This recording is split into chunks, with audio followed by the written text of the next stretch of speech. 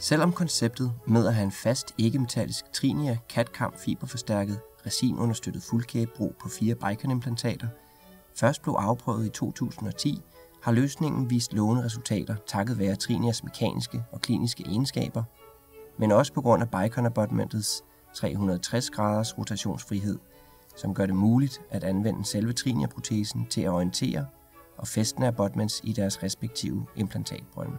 Trinia-stellet kan dækkes med enten opmodelleret polyceramisk indirekte komposit eller med konventionelle protesetænder og akryl.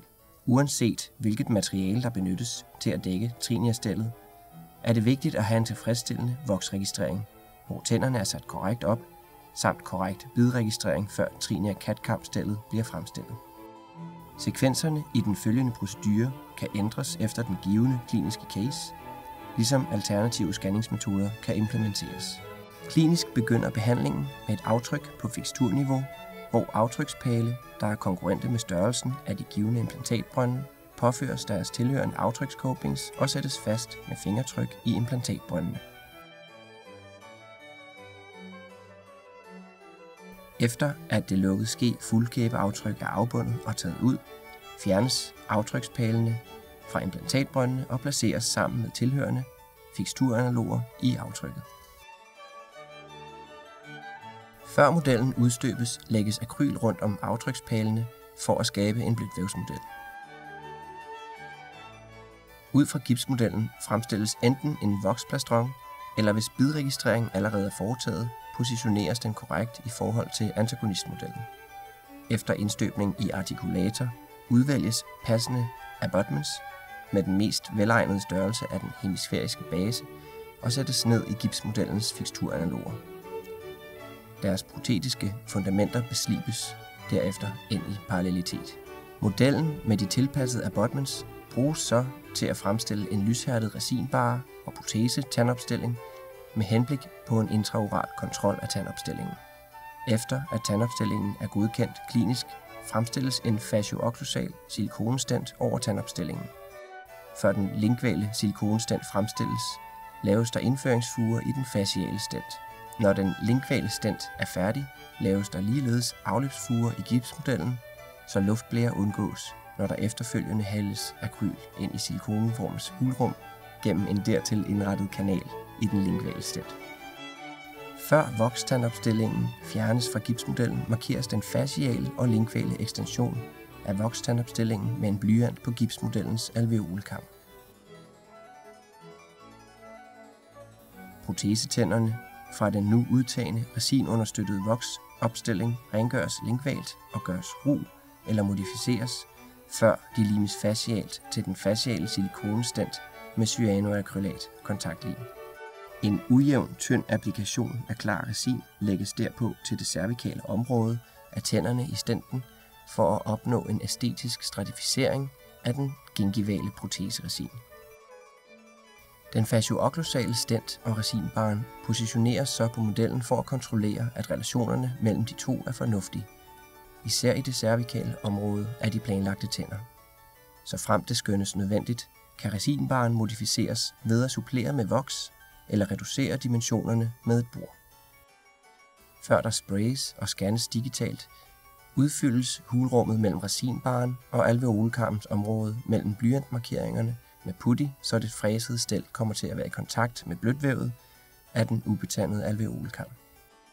Modellen med de tilpassede abutments og resinbarren sprays og scannes så separat, og den fiberforstærkede Trinia resinbarre designes digitalt på computeren med en minimumstykkelse af 7,0 mm alle steder og en abutment clearance på 30 microns til cementlag og en maksimal ekstension på 21 mm. Hvis det er nødvendigt, kan Trinia-stellet justeres manuelt efterfølgende.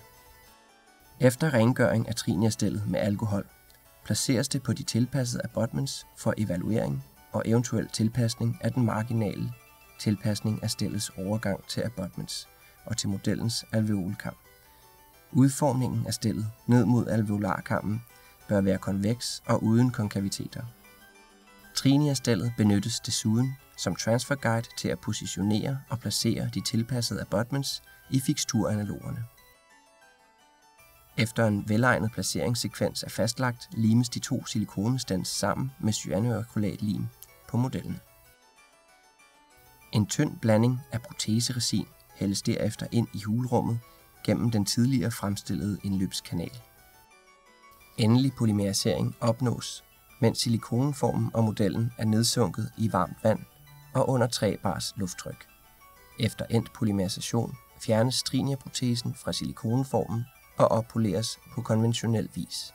De midlertidige abutments afmonteres i patientens mund, og mindst 2 af de tilpassede abutments placeres i den færdige protese. Protesen fungerer som sin egen transfer jig. De tilpassede abutments kan eventuelt retineres let med lidt vaseline i protesen. På grund af Bicon-abutmentets rotationsfrihed er det nemt at orientere det ved hjælp af protesen. Når positionen er opnået ved hjælp af protesen som transfer jig, presses let, så den låsende taper får tilstrækkeligt fat til, at protesen kan fjernes, mens abutment-positionen er fikseret, og abutmentsene kan perkuteres endeligt på plads ved direkte kraftoverførsel på dem. Denne metode gentages på de resterende abutments, indtil de alle er fast perkuteret. Alternativt kan et abutment fastsættes løsligt i implantatbrønden, og protesen føres nedover for at dreje den ind på plads. Endelig eller midlertidig cementering opnås ved først at applicere vaseline til protesens flader ned mod alveolen for at fremme fjernelsen af overskud. Der appliceres kun minimal mængde cement ned i protesens fikspunkter i trinierstellet, før protesen sættes fast i munden. Overskuddet blæses væk med luft ind imellem protesen og alveolarkammen.